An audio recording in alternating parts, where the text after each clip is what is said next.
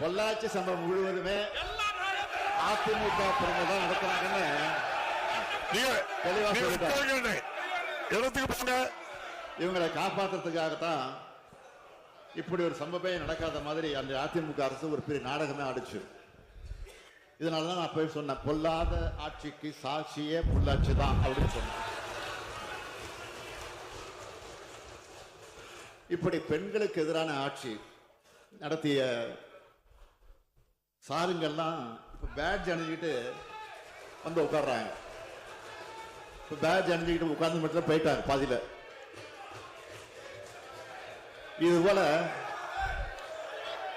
போல 100 சார் கேள்விகளை அதிமுக பார்த்து என்னால கேட்க முடியும்.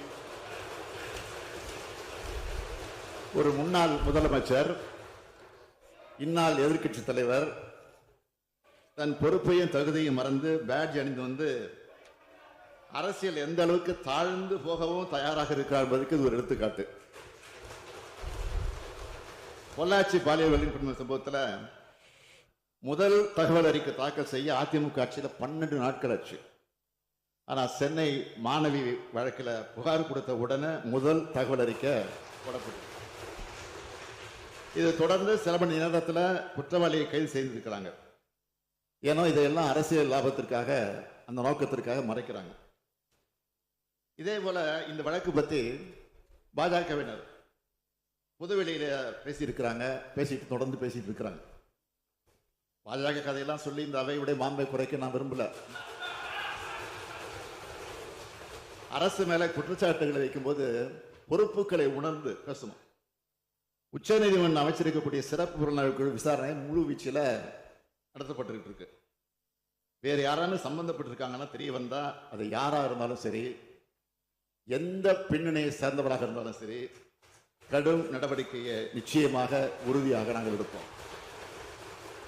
மீண்டும் ஒரு முறை இந்த அவைக்கு தெரிவிச்சுக்கிறேன், திராவிட மாடல் ஆட்சி மகளிருக்கான ஆட்சி.